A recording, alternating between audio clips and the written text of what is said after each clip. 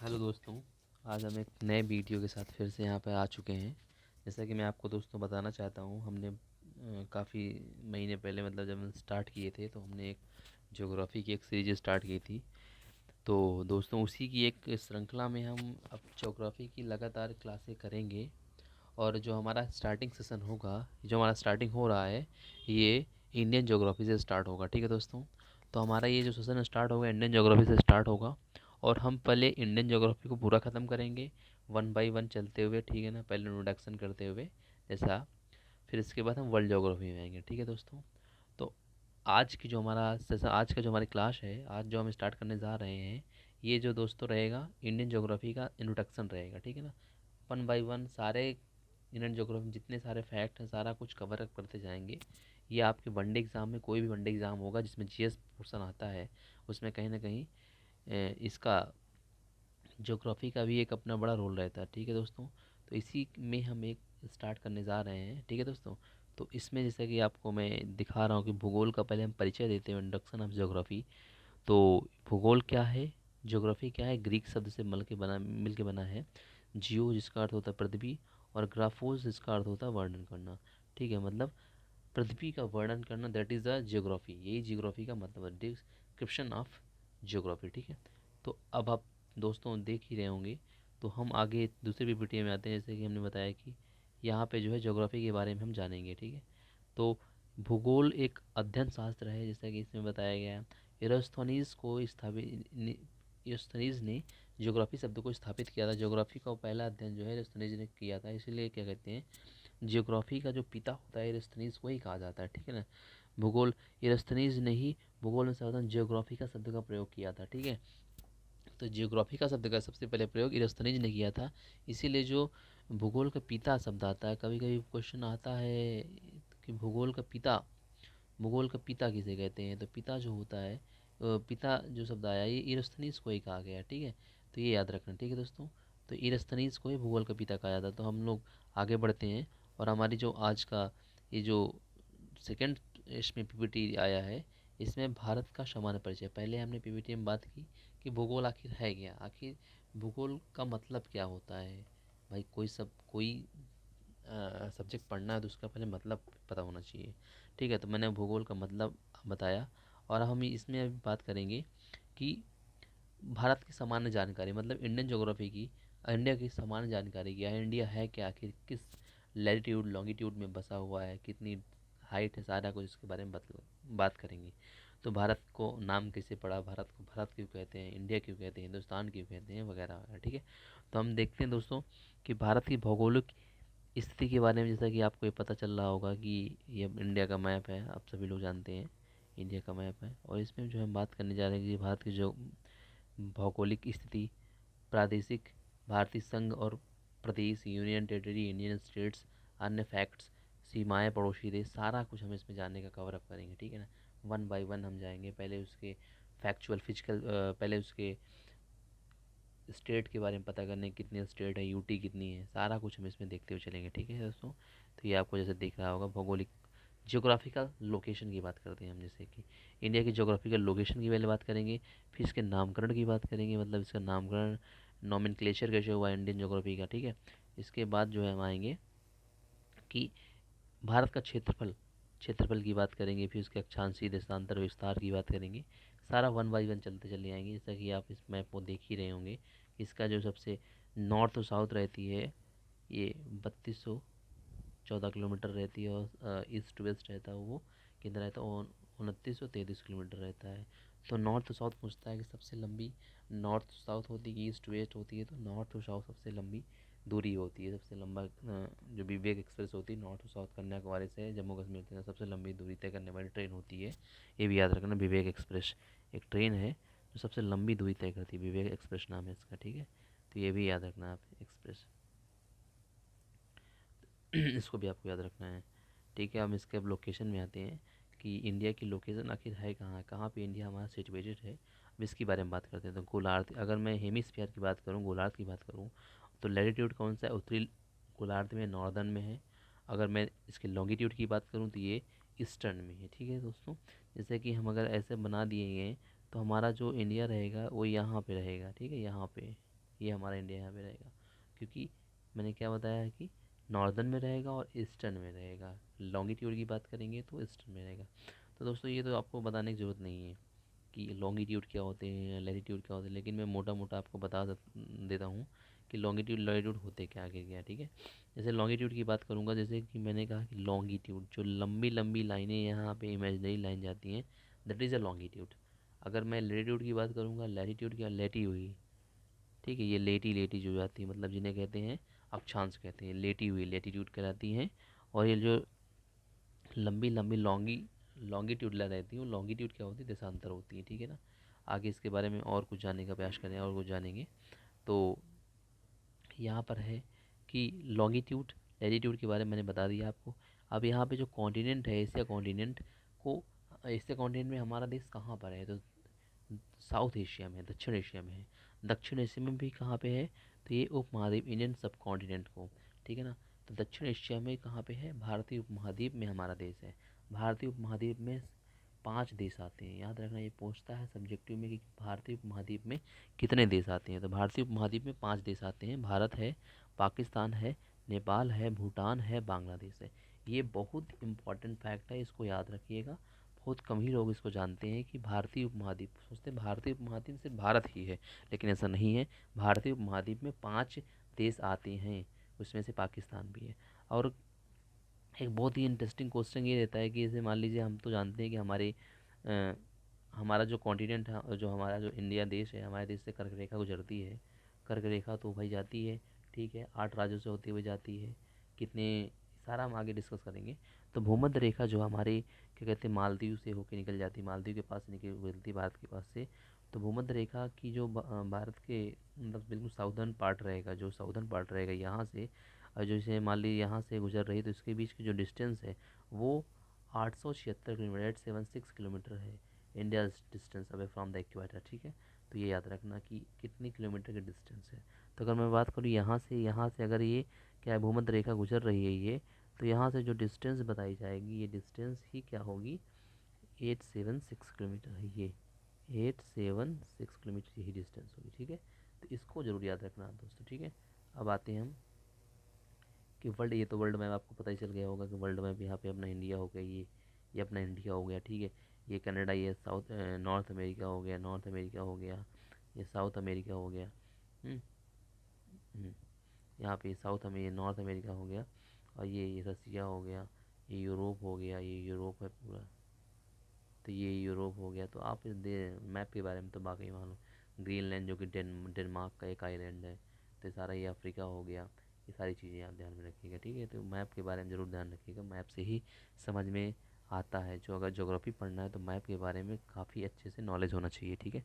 अगर मैं नामकरण की बात करूँ, नोमेनक्लेचर की बात करूँ कि इंडिया का नाम कैसे भारत पड़ा, आखिर भारत कहते क्यों है, तो पुराणों से अगर मैं बात करूँ और फॉर्मल नेम्स में अगर बात करूँ कि पहली बात पुराणों में कहाँ पर इसका जिक्र हुआ है, तो ऋग्वेद में इसको सबसे पहले भरत नाम का कबीला था, उसके नाम से भारत कहा जाने लगा था। दूसरा, वायु पुराण में राजा दुष्यंत का जो पुत्र थे भरत, उनके नाम पर ही भारत का नाम पड़ गया था कि भारत इसका नाम हो गया, ठीक है। इंडिया को सबसे पहले ग्रीक ने कहा था, यूनानियों ने कहा था, तभी तो इंडिया इसको कहा जाने लगा था। तो ये भी याद रखना कि भारत सबसे पुराना नाम है, जो कि ऋग्वेद और वायु पुराण दोनों के अनुसार भारत ही सबसे पुराना नाम है, ठीक है ना। भरत भारत हो गया था। फिर इसके बाद जब ग्रीक आए तो उन्होंने कहा कि हम भाई इंडिया कहेंगे, ग्रीक यूनानी लोग आए। तो ऐसे करके इसका नाम अलग अलग तरीके से पड़ता रहा, ठीक है। तो यहाँ पे देखो एक पॉइंट मैं बताना चाहता हूँ कि जम्बूद्वीप किसको कहते हैं, एशिया को, एशिया जो महाद्वीप है इसको बोलते हैं जम्बूद्वीप, ठीक है। क्रॉन्च द्वीप उत्तरी अमेरिका को, लक्षद्वीप लक्षद्वीप दक्षिण अमेरिका को, शाक्य यूरोप को। तो ये कभी कभी पूछ लेता है, लेकिन ये इंपॉर्टेंट नहीं है। लेकिन जम्बूद्वीप का भी बार पूछा गया है कि जम्बूद्वीप किसे कहते हैं, तो एशिया को ही कहते हैं। ब्रह्मावर्त आर्यावर्त, आर्यों का निवास स्थली, आर्य जब यहाँ पे रहते थे तो उन्होंने ब्रह्मावर्त कहा था भारत को। एशिया जो है ये क्या है, एशिया को जम्बूद्वीप भी कहते हैं। ईरानियों ने सिंधी को हिंदी कहा और इसी क्षेत्र को हिंदुस्तान कहा, ईरानियों ने, मतलब ये जो हिंदुस्तान शब्द है ईरानियों ने कहा था। वैदिक साहित्य में इसे भारतवर्ष कहते हैं, चीनी लोग इसे कहते हैं टियांगसू बोलते हैं। तो ये सारे नाम अलग अलग तरीके के नाम हैं, लेकिन सबसे इम्पोर्टेंट नाम ये रहता है कि हिंदुस्तान किसने कहा, ईरानियों ने कहा। और वैदिक साहित्य में इसे भारतवर्ष कहा गया है। भरत, दुष्यंत के पुत्र भरत के नाम पर इसका भारत नाम पड़ा, ठीक है। जम्बूद्वीप किसे कहते हैं, ये सारे क्वेश्चन हमेशा आते हैं, क्वेश्चन में बहुत बार ही पूछे गए हैं, तो इसको याद रखिएगा, ठीक है। तो यहाँ पे देखो सेंचुरी की बात बताई गई, कब से कब तक हिंदू था, कहाँ से पता चलता है हिंदू के इंडिया के बारे में, कहाँ से हिंद के बारे में पता चलता है, सारी ये डिटेल है, लेकिन ये यहाँ पे ज़्यादा कुछ नहीं आता है, तो इसको हम ज़्यादा डिस्कस नहीं करेंगे। हम आगे अगली पीपीटी में आते हैं और बात करते हैं कि इसके क्षेत्रफल के बारे में बात करते हैं कि इंडिया का क्षेत्रफल कितना। मैंने बताया ना कि हम लोग वन बाय वन बात करेंगे, जैसे अपनी इंडिया ये है ये, और जो है इस पीपीटी में सारी चीज़ें ये दिखाई गई हैं जो इम्पोर्टेंट फैक्ट हैं, उसी फैक्ट में हम बात करेंगे जो ज़रूरी है। बाकी हम जो अनइम्पॉर्टेंट है उसमें बात नहीं करेंगे, क्योंकि पढ़ना हमें इतना है जिससे हमारा एग्ज़ाम में नंबर आ सके, हम क्वेश्चन को जो है सही तरीके से कर सकें, ठीक है। तो अगर एरिया पूछता है कभी कभी भारत का क्षेत्रफल कितना है, तो 32,87,263 किलोमीटर है। चूँकि अगर पॉपुलेशन में तो 7th पोजीशन में है, लेकिन अगर मैं बात करूँ कि क्षेत्रफल में तो 7वें पोजीशन में आता है, ठीक है। रसिया सबसे टॉप में है, रसिया सबसे टॉप में है, रसिया का सबसे पहला स्थान है, ठीक है। फिर इसके बाद कनाडा है, फिर इसके बाद क्या है, पहले रसिया है, रशिया हो गया, फिर कनाडा हो गया, सॉरी कनाडा हो गया। तो ये सारी चीज़ें इन देशों, कनाडा आता है, फिर चीन आता है, चाइना आता है। पॉपुलेशन मतलब वो क्षेत्रफल की बात कर रहा हूँ, तो ये चीज़ें याद रखना, ठीक है। 7वें नंबर पे आता है। तो अगर मैं पॉपुलेशन की बात करूँ कि इंडिया की कितनी पॉपुलेशन है, अगर मैं पॉपुलेशन की बात करूँगा तो पॉपुलेशन जैसे कि आपको दिख रहा होगा कि पॉपुलेशन में जो है इंडिया इंडिया का जो है 7th लार्जेस्ट है, और ये 17.5% पॉपुलेशन यहाँ पे रहती है, ठीक है ना। कि एक सेकेंड लार्जेस्ट पाकिस्तान, चाइना के बाद इसका ही नाम आता है, चाइना पहले नंबर पे है और सेकेंड नंबर में इसका नाम आता है। लार्जेस्ट की बात करूँगा तो ये हो गया लार्जेस्ट नंबर, ठीक है। तो इसको भी ध्यान में रखना है।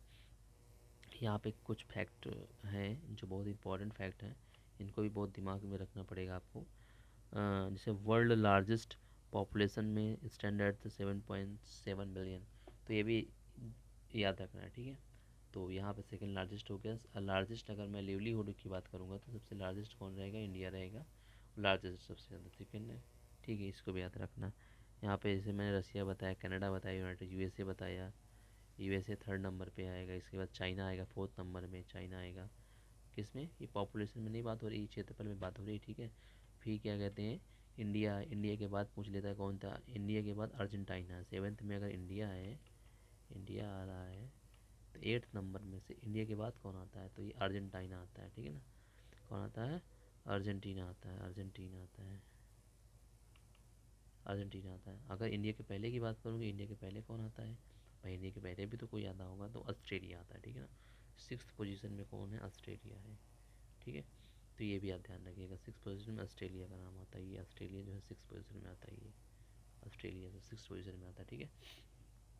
तो हम आगे बढ़ते हैं और आगे देखते हैं कि इसकी जो है स्थिति के बारे में, पोजीशन, अभी हमने उसकी बात कर रहे थे कैसे क्या है। अब लॉन्गिट्यूड लैटिट्यूड की बात करते हैं, जैसे हमने ऊपर बात की थी लॉन्गिट्यूड लैटिट्यूड।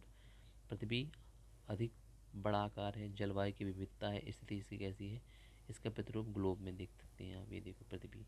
अब यहाँ पे हम पृथ्वी के बारे में बात करें, क्योंकि हर जगह का अपना अलग अलग होता है ना, कि लैटिट्यूड कौन सा, लैटिट्यूड कौन सा, लॉन्गिट्यूड है कौन सा, अक्षांश देशांतर है, तो सबका अलग अलग होता है, ठीक है।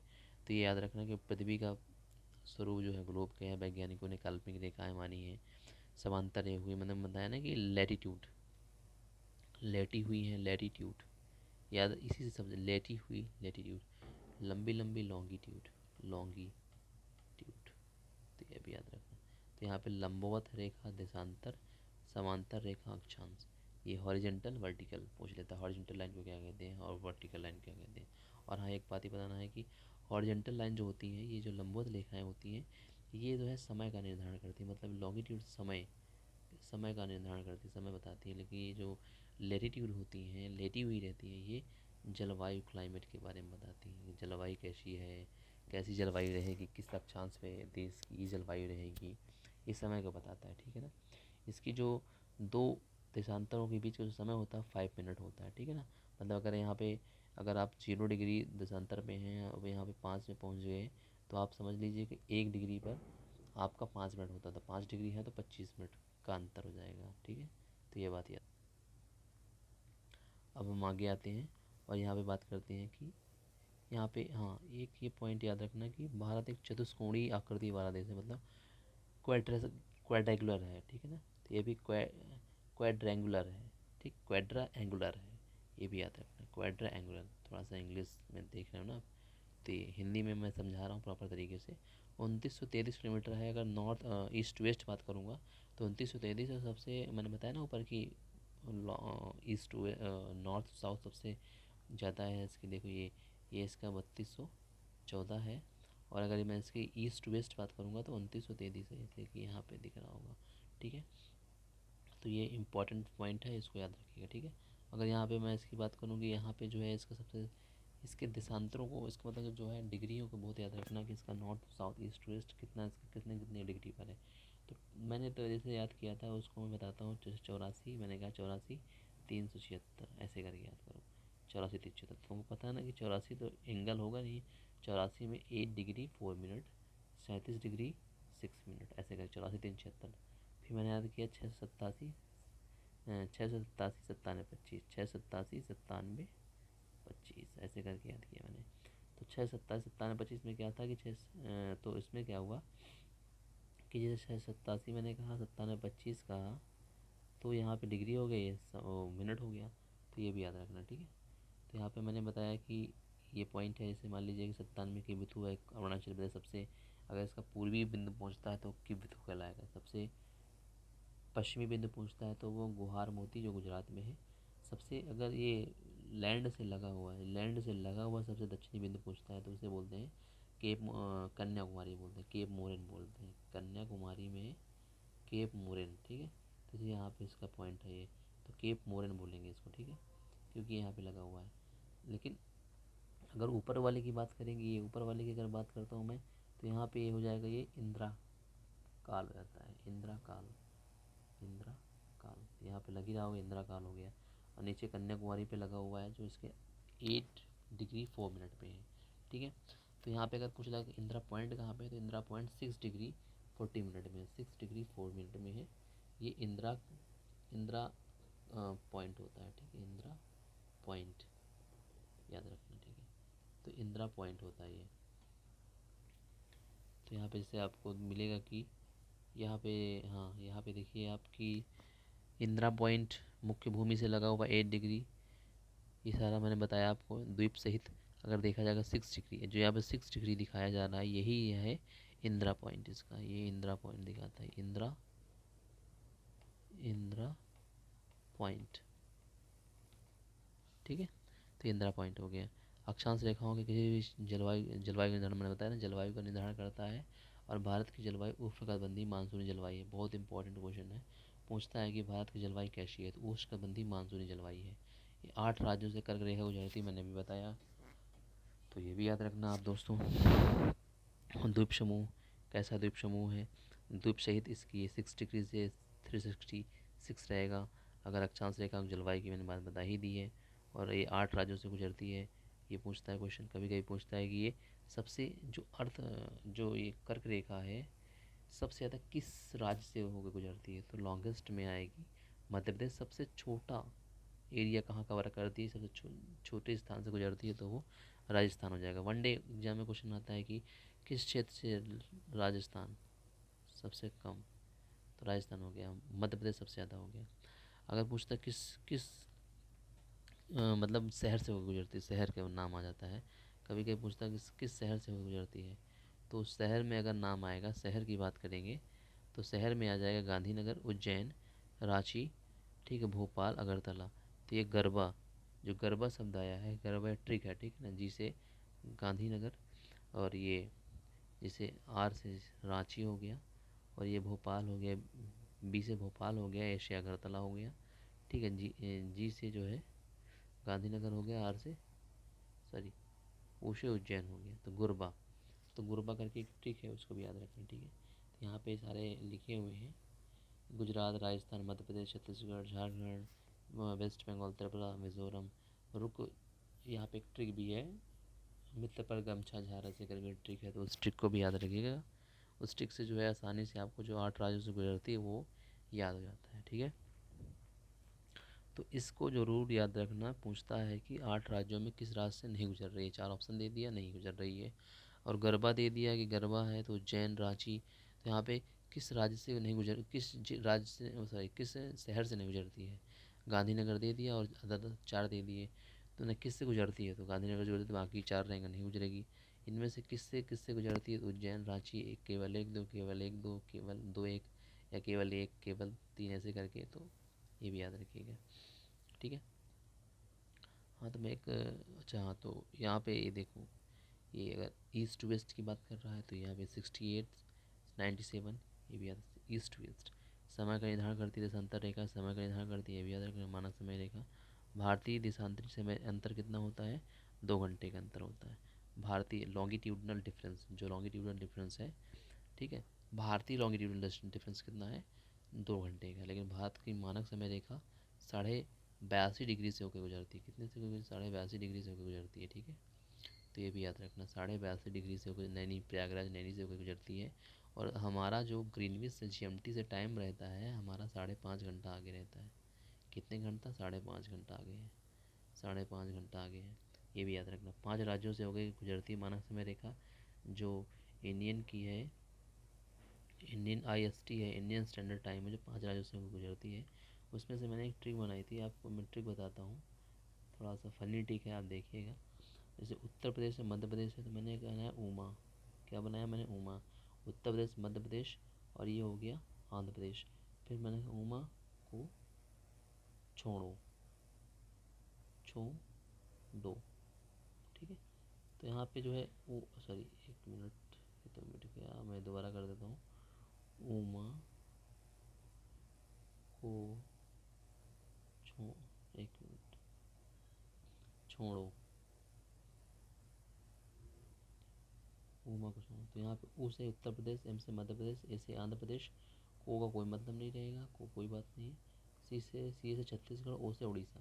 तो यहाँ पे एक ट्रिक है, आप इसको लिख लीजिएगा, तो ये इम्पोर्टेंट ट्रिक है, तो आपको हेल्प करेगी। अब यहाँ पे हम बात करते हैं तो दोस्तों आज हम इसी यहीं तक आज रखेंगे। कल हम फिर दोबारा आएंगे और फिर यहीं से आगे, इसके आगे से कल से स्टार्ट करेंगे कि कैसा क्या है, ठीक है ना। तो इस PPT के माध्यम से देखो, यहाँ पे सब दिखाया गया है सारा कुछ बाकायदे, कहाँ से कब गुजर रही थी। यहाँ पे प्रयागराज नैनी से गुजरती है, मेन पॉइंट यहीं पे होता है, ठीक है ना। तो ये बात याद रखना दोस्तों, सारी चीज़ें मैंने बता दी हैं आपको, और जो है इसको आपको बस दिमाग में रखनी है, ठीक है ना। 82.5 डिग्री वाला जो मानक समय रेखा किससे, नैनी, प्रयागराज नैनी वाला, एक पॉइंट याद रखना, ठीक है। तो ठीक है दोस्तों, अगर आपको वीडियो अच्छी लगी तो लाइक करिए, सब्सक्राइब करिए मेरे चैनल को, और अपने दोस्तों को भी शेयर करिए। ऐसी ही मज़ेदार वीडियो आपको मिलती रहेंगी। बस आपका थोड़ा मोटिवेशन चाहिए, आपका थोड़ा सा सपोर्ट चाहिए, तभी हमको मोटिवेशन मिलता है, ठीक है। स्टार्टिंग है, लेकिन हम प्रयास करते रहेंगे। अगर आपको अच्छा लगे तो प्लीज़ अपने दोस्तों को भी बताइएगा, क्योंकि अच्छा कंटेंट है, मेहनत करते हैं तब जाके ऐसा मिल पाता है, ठीक है। थैंक यू, धन्यवाद, बाय बाय।